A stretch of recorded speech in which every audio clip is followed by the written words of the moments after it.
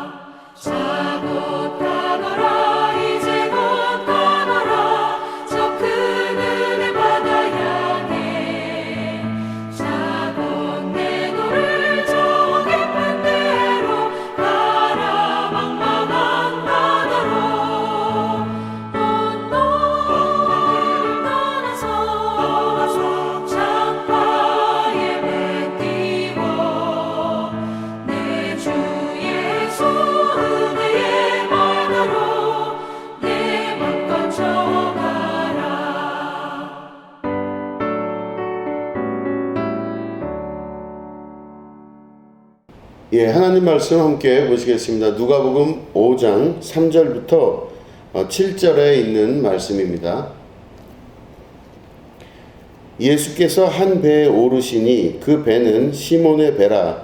육지에서 조금 떼기를 청하시고 앉으사 배에서 무리를 가르치시더니 말씀을 마치시고 시몬에게 이르시되 깊은 데로 가서 그물을 내려 고기를 잡으라. 시몬이 대답하여 이르되 선생님, 우리들이 밤이 새도록 수고하였으되 잡은 것이 없지만은 말씀에 의지하여 내가 그물을 내리리이다 하고 그렇게 하니 고기를 잡은 것이 심이 많아 그물이 찢어지는지라. 이에 다른 배에 있는 동무들에게 손짓하여 와서 도와달라 하니 그들이 와서 두 배의 채움에 잠기게 되었더라. 아멘. 오늘은 열정 있는 삶에 대해서 같이 말씀을 나누도록 하겠습니다. 오늘 본문에 있는 말씀은 예수님께서 베드로와 또 다른 제자들을 처음으로 만난 장면에 관한 이야기입니다. 베드로가 밤새 깊은 데로 가서 물고기를 낚았지만 아무것도 잡지 못하고 그냥 돌아오게 됩니다. 그렇게 돌아온 베드로에게 예수님께서 다가가셔서 다시 나가라 말씀하십니다. 깊은 데로 가서 고기를 다시 한번 내려서 그물을 내려서 고기를 잡으라 이렇게 말씀하십니다. 베드로가 그 말에 순종하여서 정말로 다시 나가서 깊은 데에 그물을 내려서 물고기를 많이 잡았다. 이제 이 이야기죠. 이 이야기가 우리에게 의미하는 바가 무엇일까요? 하나님께서는 오늘 우리에게 어떤 말씀을 하고자 하실까요?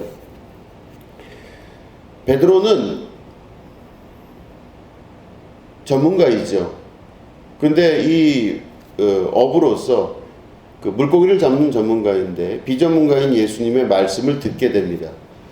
더더군다나 이 전문가인 베드로가 밤새 열심히 최선을 다해서 물고기를 낚았는데 그날 실패하고 그냥 돌아왔습니다. 그런데 비전문가 같이 보였던 예수님이 그 베드로에게 하시는 말씀을 듣고 베드로가 생각을 고치게 됩니다. 그리고 다시 그 말씀에 의지하고 순종하여서 나가게 되는 것이죠. 여러분, 여기에 가장 중요한 포인트가 뭐겠습니까? 바로 베드로가 예수님의 말씀을 들었다는 것입니다. 예수님의 말씀을 들었다는 그 사실 자체가 우리에게 의미하는 바가 아주 큰 것입니다. 웬만해서 사람들 말을 잘 안 듣습니다. 우리들도 시간이 지나면 지날수록 사람들의 말을 귀 기울여 듣지 않는 것이 일상이 됩니다. 각각 다 자기가 생각한 바가 있고 자기 경험한 바가 있고 자기 고집이 있어서 웬만해서는 다른 사람이 나에게 하는 말을 잘 안 들으려고 합니다. 오히려 그런 말을 할 때 상대방의 실수를 알아채는 것에 더 우리들은 관심을 가질 때가 많습니다. 어디 감히 나에게 그런 말을 하냐 이런 생각을 할 때가 훨씬 많죠. 내가 훨씬 잘 알고 내가 훨씬 다 모든 것들을 판단할 줄 안다. 이게 우리들이 가지고 있는 일반적인 삶의 모습일 것입니다. 잘 안 듣습니다. 그런데 오늘 말씀을 들어보니 베드로가 예수님 말씀을 듣게 됩니다. 그래서 저는 이 장면에서 왜 이 말씀을 듣게 됐나 여러 가지 정황으로 생각을 해보건데 일단 가장 중요한 거는 여러 가지 원인이 있겠지만 가장 중요한 원인은 베드로가 전날 나가서 밤새도록 물고기를 낚았는데 결국엔 실패하고 돌아왔다는 것입니다. 가정을 해보면 베드로가 만약에 물고기를 성공적으로 많이 낚아서 배에 가득 싣고 왔다면 예수님이 하시는 말씀이 무슨 의미가 있겠으며 그 말씀을 만약에 하셨다 할지라도 그걸 들었겠습니까? 내 배에 이미 물고기가 가득 차 있는데 예수님이 다시 나가서 물고기를 낚으라 하니 그 말이 들릴 리가 없겠죠. 물론 예수님도 그런 말씀을 하시지 않았을 수도 있겠습니다. 중요한 건 베드로가 밤새 나가서 일을 했다가 실패하고 돌아왔다고 하는 사실입니다. 그 이후에 바로 예수님의 말씀을 듣게 되고 그 들은 말씀을 통하여 기적을 경험하게 되면서 예수님의 제자가 되게 되는 것입니다. 예수님의 제자도는 과연 무엇일까 생각을 해보면 실패한 사람들의 역사가 예수님의 제자도의 시작이었습니다. 실패하고 좌절하고 마음 아파하고 속상한 그 순간부터 예수님의 제자가 될 자격이 부여가 된다고 볼 수 있는 것이죠.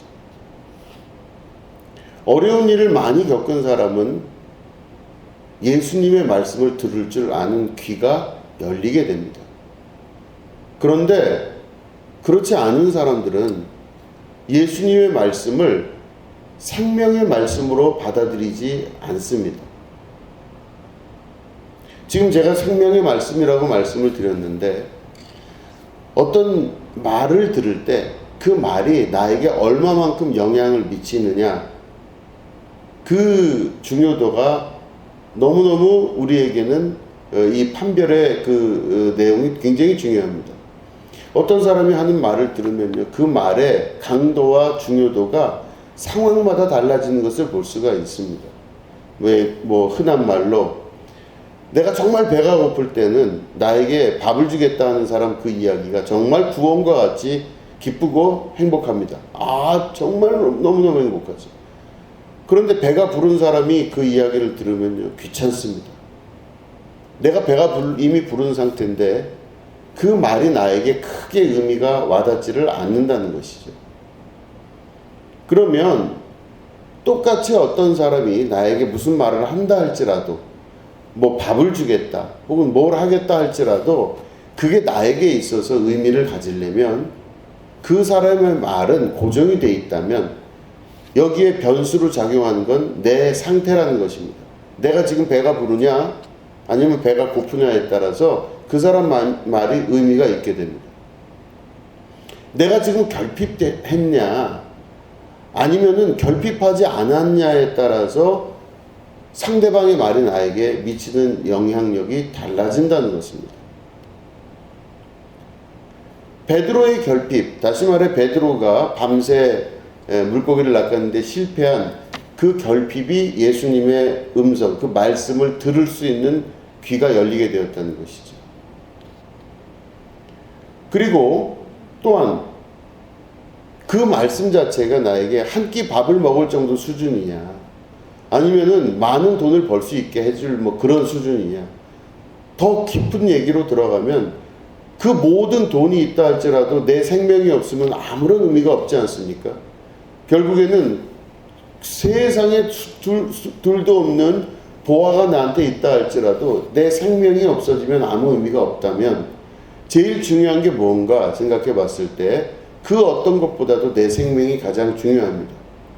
그런데 앞에서 말씀하시는 그 말씀이 내 생명과 관련된 것이라고 믿어지게 된다면 그 말씀의 강도와 의미는 더욱더 커지게 되는 것입니다. 그 사람이 어떤 말을 하냐에 따라서 나에게 그 의미 부여할 수 있는 중요한 핵심은 바로 그 말씀이 나에게 어떤 정도의 영향을 미칠 수 있는가라는 것입니다. 그런데 그게 우리들은 대부분 그 사람에게서 의미를 찾습니다. 저 사람이 이야기하는 것에 대해서. 그런데 말씀 안에서 보면 예수님의 말씀은 이미 고정이 되어 있는데 그 말씀을 받아들이는 베드로의 상태에 따라서 말씀의 정도가 달라지는 것을 볼 수 있죠. 그렇다면 오늘도 우리가 하나님의 말씀을 어떻게 받아들이냐에 따라서 달라지는데, 하나님의 말씀은 진리라서 불변합니다. 이미 우리에게 로고스라서 정해진 상태로 말씀이 나오게 됩니다. 그럴 때 그 말씀을 어떻게 받아들이게 되느냐, 어떤 사람이 그 말씀을 받아들이게 되느냐, 바로 내 마음에 결핍이 있는 사람들이, 혹은 실패가 있는 사람들이, 내 마음에 가난함이 있는 사람들이 그 말씀을 받아들일 수 있게 되는 것입니다. 내가 다 살만하고 내가 다 먹을만하고 아무런 문제가 없다고 스스로 느끼는 사람에게는 그 누가 다가와도 그 앞에서 무슨 말을 할 수가 없습니다. 안 받아들이거든요. 받아들여지지를 않습니다. 받아들임에 대한 장애가 생긴 것입니다. 어떠한 권고를 하더라도 권고를 받아들일 줄 모르고, 어떠한 것으로 도움을 준다 할지라도 도움이 필요하지도 않는다 이야기한다면 그 사람에게는 아무런 의미가 없는 이야기가 됩니다. 하나님의 말씀이 우리에게 살아 움직이시며 실체가 되고, 또한 내 삶에 가장 중요한 운동력 있는 역사가 나타나는 핵심이 되려면 그건 하나님의 말씀을 우리에게 올 때 우리의 자세, 나의 결핍과 나의 마음의 가난함이 그 모든 것들을 결정할 수 있게 된다는 것입니다. 그렇기 때문에 우리는 하나님 나라 안에서 볼 때, 하나님의 시각으로 볼 때 우리는 우리의 마음의 가난함의 역사를 결코 두려워하지 말아야 됩니다. 다시 말하면 우리가 어떤 실패의 일을 겪었을 때 그 실패를 결론으로 만들지 말고 그 실패를 통하여서 하나님의 말씀이 나에게 더욱더 크게 다가오는구나, 이거를 깨달아 알 수 있어야 됩니다. 내가 어떤 좌절을 겪게 되었을 때 그 좌절된 상황이 내가 너무 힘들고 괴로울지라도 이 괴로운 장면만 생각하지 마시고 이 좌절된 순간에 하나님의 말씀이 나에게 얼마나 크게 다가서나 이거를 볼 수 있는 믿음이 있어야 됩니다. 그렇기 때문에 실패와 좌절, 번뇌, 괴로움, 마음 아픔, 애통함, 이런 것들이 우리에게 닥쳤을 때 그때 우리에게 나타나시는 그리스도의 음성, 우리 예수님께서 우리에게 내미시는 손길이 우리에게 생명의 손길, 생명의 말씀이 될 수 있다라고 하는 것입니다. 그렇다면 어렵고 힘든 일을 겪을 때만 우리들은 좌절보다 오히려 주님의 말씀과 더욱더 가까워지고 주님의 말씀 안으로 녹아들며 주님의 말씀과 그 뜻을 이해할 수 있는 사람으로 성장하게 된다는 것을 깨닫게 되는 것이죠. 그렇기 때문에 고난이 꼭 우리에게 나쁜 것이라고 볼 수만은 없는 것입니다. 고난을 통해서 우리들은 주님의 음성을 더욱더 확고하게 믿을 수 있고, 고난을 통해서 우리들은 주님의 역사를 더욱더 확고하게 붙들 수가 있게 되는 것입니다.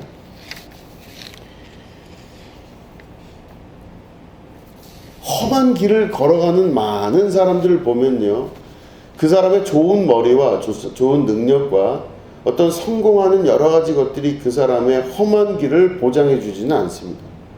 어느 정도 그 길을 가기까지는 보장해 주겠지만 궁극적인 그 험한 길을 이겨나가는 아주 중요한 핵심은 바로 힘도 아니고 머리도 아니고 능력도 아니고 오로지 하나님 말씀에 순종하는 사람들이 그 모든 것들을 이루어가는 것을 볼 수 있습니다. 다른 능력이 아니라 주님의 능력으로 그 모든 것들을 이겨나갈 수가 있게 되는 것이죠. 그렇기 때문에 실패와 실수를 우리들은 다른 관점에서 봐야만 됩니다. 실패와 실수는 험한 세상을 이길 수 있는 강력한 도구를 발견하는 것이고, 험한 세상을 이겨나갈 수 있는 강력한 힘을 우리가 소유하게 되는 것입니다. 이게 곧 여호와 하나님의 말씀, 그리스도의 우리를 향한 거룩한 손길입니다. 오늘 말씀을 우리가 보면서 또한 두 번째 느낄 수 있는 건 바로 뭐냐? 바로 베드로의 솔직함입니다. 베드로가 말씀드린 대로 전문가였는데 이 어부로서 전문가로서 사는 사람이 비전문가인 예수님 말씀을 들었을 때 그 예수님 말씀을 들으면서 뭐라고 그럽니까? 내가 밤새 그물을 내려서 고기를 잡았지만 잡은 것이 없습니다. 솔직한 거죠. 밤새 수고했지만 아무것도 얻은 것이 없습니다. 이게 바로 솔직한 전문가의 비전문가를 향한 고백입니다. 솔직함입니다. 이게 답니다. 내가 가진 게 이게 답니다. 나는 더 이상 높게 평가받을 것도 아니고 그 이상 낮게 평가받을 것도 아닌 이 모습 이대로가 저입니다. 이 솔직함이 있어야 그 사람이 예수 그리스도의 말씀 안에 들어가는 사람이 되는 것입니다. 솔직한 사람이 돼야 됩니다. 우리나라는 과대 포장에 익숙해 있습니다. 어떤 사람이 어떤 사람이다라는 평가를 할 때 그 사람에 대한 겉으로 보이는 모습의 평가가 너무너무 강합니다. 물론 다른 나라도 대부분 다 그렇습니다. 사람을 평가하는 어떤 기준 자체가 그 사람의 겉모습만 보고 판단하는 것이 강한 사회. 근데 우리나라가 그게 유독 강합니다. 우리나라는 그 사람이 그래서 속 내용이 어떨지언정 겉모습이 어떻냐에 따라서 달라지기 때문에 겉사람에 치중하는 그런 습관이 더 강합니다. 좋은 옷을 입고 좋은 차를 타고 좋은 집에 살고 하는 것들, 좋은 겉모습을 가지고 좋게 꾸미고 예쁘게 꾸미는 것들이 그 어떤 곳보다도 강하게 영향을 미치는 곳이 우리나라죠. 그러나 여러분, 우리가 그것보다 더 중요한 것이 무엇일까? 솔직함일 줄로 믿습니다. 솔직함은 주님 앞에 모든 것들을 다 드러내어 놓을 줄 아는 사람입니다. 그럴 때 그 솔직할 때 아무것도 없다는 것이 알게 되고 아무것도 없다는 것을 고백하게 될 때 그때부터 주님의 역사가 내 안에서 시작이 되는 것입니다. 내가 알량하게 무엇이라도 갖고 있다고 자기를 포장하기 시작하면 그 사람은 더 이상 받을 것도 없어요. 이미 완전한 사람처럼 보입니다. 그 사람은 주님의 말씀이 필요 없는 사람입니다. 이미 그런 평가를 받고 그런 사람이 되었기 때문에 아무런 평가를 받을 수 있는 기준이 없기 때문에 이제는 예수님 말씀을 들을 이유도 들을 필요도 없는 것입니다. 그러나 솔직한 자가 될 때, 하나님 앞에 더욱더 솔직한 자가 될 때 그때부터 예수님 말씀이 그 인생에서 시작이 되는 것을 우리가 깨달아 알게 되는 것입니다. 주님 앞에 우리들은 얼마나 솔직합니까?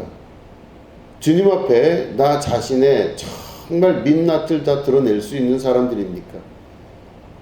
우리들은 모든 것들을 주님 앞에 솔직하게 다 말할 수가 있습니까? 내 모습 그대로 평가받는 것에 대해서 여러분 원하십니까? 아니면 내가 가지고 있는 것보다 훨씬 많은 것으로 평가받기를 원하십니까? 주님 앞에 솔직한 자가 되었을 때 내 인생의 시작은 그리스도께서 그때부터 나와 함께 일을 시작하시는 것이라고 여러분 우리가 깨달아 알 수 있으셔야 됩니다. 바닥이 됐을 때 그때부터 주님이 나와 함께 하십니다. 오늘 말씀을 통해서 우리가 깨달아 알 수 있는 것은 주님 앞에 솔직함과 또한 자기의 실패를 인정했을 때 그때부터 주님의 역사가 시작이 된다는 것을 말씀드렸습니다. 주님의 역사가 시작이 되면 그때부터 우리 안에 열정이 나타나기 시작합니다. 그 열정은 내 열정이 아니라 주님의 열정입니다. 하나님의 열심이 내 인생을 통해 드러나게 됩니다. 사람의 열정으로 할 수 없는 일들을 주님의 열정으로 할 수 있게 됩니다. 베드로의 기술과 열정으로 할 수 없는 일들을 그리스도의 기술과 열정으로 할 수 있게 되는 것입니다. 바로 주님 앞에 가장 솔직함과 주님의 음성을 들을 수 있는 실패의 마음이 있을 때 이 모든 역사가 시작된다는 걸 안다면 우리도 역시 우리의 실패와 또한 솔직함을 통해 하나님 앞에 가난한 마음으로 나아가는 심령이 되어야 될 줄로 믿습니다. 여러분들에게 이런 주님의 거룩한 임재와 시작의 역사가 일어나서 주님의 기적을 맛보며 주님의 제자로서의 도가 온전해지시기를 주님의 이름으로 축원합니다. 기도하겠습니다. 하나님 아버지, 실패를 두려워하지 않게 하시고 상처와 좌절을 두려워하지 않게 하여 주시옵소서. 또한 솔직하게 주님 앞에 나아가는 자 되게 하여 주시옵소서. 주님께서 그날부터, 그때부터, 그 시부터 내 인생에 개입하여 역사하실 줄로 믿습니다. 이걸 믿고 의지하고 따라가는 자 되게 하여 주시고 우리가 그 말씀대로 살아가여 하나님의 열정 안에 축복받는 자가 될 수 있도록 인도하여 주시옵소서. 감사드리며 예수님의 이름으로 기도드립니다. 아멘. 예, 우리 드려진 예물을 위해서 기도하겠습니다. 하나님 아버지 감사합니다. 주께 드려진 이 예물을 축복하여 주시고 안수하여 주시며 하나님께서 부으시는 한량없는 은혜와 은총으로 역사하여 주시옵소서. 이들이 가는 곳마다 주님의 이름이 드러나게 하시고 그 손의 쓰임과 손의 역사의 나타남마다 그리스도께서 나타나셔서 주님의 도우심과 인자하심을 경험하는 감사의 은혜가 있게 하여 주시옵소서. 주님께서 부어주시는 한량없는 은혜로 채워주시고 이들이 주님의 교회를 세우는 데 합력하여 함께하오니 하나님께서 그들을 책임지고 인도하여 주시옵소서. 감사드리며 예수님의 이름으로 간절히 축복하며 기도드립니다. 아멘. 다 같이 기도하시면서 우리 예배를 마치도록 하겠습니다. 하나님 아버지 감사합니다. 마음이 가난한 자가 되게 하시고 실패를 두려워하지 않게 하여 주시며 또한 주님 앞에 온전히 솔직한 자가 되어 우리의 가난함과 우리의 어려움이 오히려 주님의 거룩한 일의 시작이 되게 하여 주시옵소서. 주님의 시작과 역사가 나의 가난함을 통해 이루어진다는 이 지혜를 깨달아 알게 하시고 두려워 말고 놀라지 말며 하나님의 역사를 기대하고 바라고 소망하는 자 되게 하여 주시옵소서. 지금은 우리 구주 예수 그리스도의 은혜와 하나님 아버지의 지극하고 무궁하신 사랑과 성령님의 감화감동 축복교통 역사하심이 오늘 예배 가운데 함께하는 주님의 거룩한 백성들 위에 지금부터 영원히 함께 하옵시기를 간절히 축원하옵나이다. 아멘.